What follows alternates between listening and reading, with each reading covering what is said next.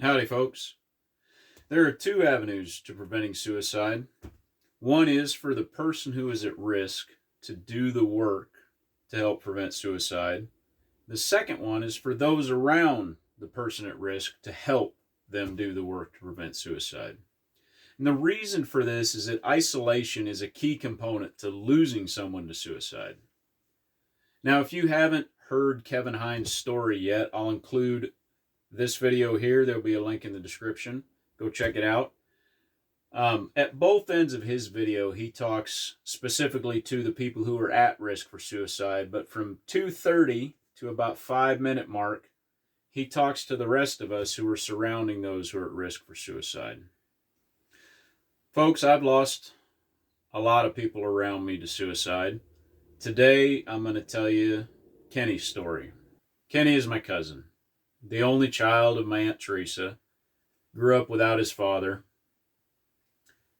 He came to live with us, not adoption, but custody, about the age of 8, when I was 14, I think. And it was a better situation than he had been in. I didn't know Kenny in person that long because I graduated high school and went to college and then went off in the military and did all that traveling the world stuff. You know, wonderful places like Iraq. Kenny had a hard go of it, his young life, and even when he was living with us. At some point while I was gone from the house, Kenny, before he was 18, went to live with someone else. Someone else took custody of him. Total stranger, but the guy took a liking to him. Last I knew, Kenny was graduated from high school and was a cook at a local bar. He had a girlfriend, and they had a kid together, a son. Now, after I got out of the military and finally got on Facebook, with social media becoming a thing, I reconnected with Kenny. We friended each other and had some interaction and a little bit of conversation in those early days. This is hard looking back because I see all my mistakes. At one point, I got onto Facebook and saw that Kenny had posted a new profile pic, and it was himself and a friend, in a selfie, both flipping the camera off. And that rubbed me the wrong way, and my older brother, things kicked in, and I unfriended him, figuring that I'd give it a couple of months, and refriend him again. Several months went by, and then I heard from my mom that Kenny had killed himself. The surrounding situation was that I guess Kenny and his girlfriend had had a falling out, and she had left him, taken his son with her. Kenny was living with a roommate, and one morning, as the roommate was going to work, Kenny said, "I'm going to kill myself." And the roommate, I don't know, said, "Don't do that," or something, and left for work.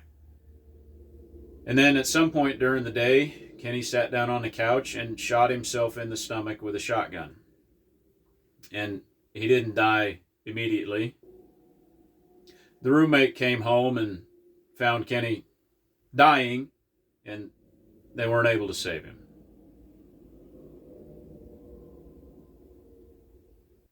Now, did I kill Kenny? No. But I damn sure didn't help him. Now, I want to keep the focus of this conversation on isolation, because there's plenty that contributed to losing Kenny to suicide. So, Kenny's father wanted nothing to do with him. I think he found him or got in contact with him in later life, and that didn't go well. My grandpa was pretty hard on Kenny when Kenny was little and still living with his mom. My dad was pretty hard on Kenny. lots of reasons.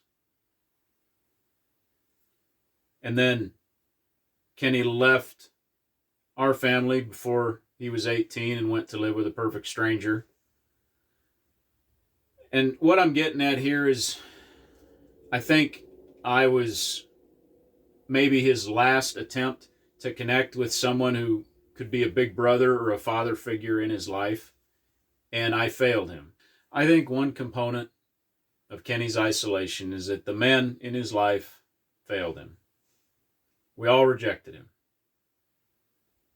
This is why I believe in the power of buddy checks.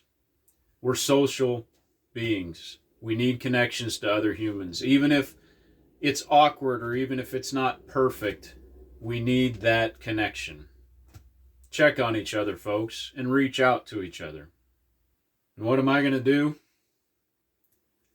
Well, I'm going to keep praying for Kenny.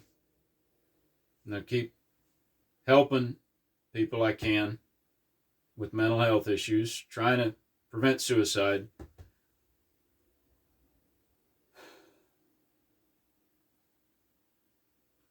And when I get to the other side, I'm going to find Kenny, and I'm going to love him till it kills me.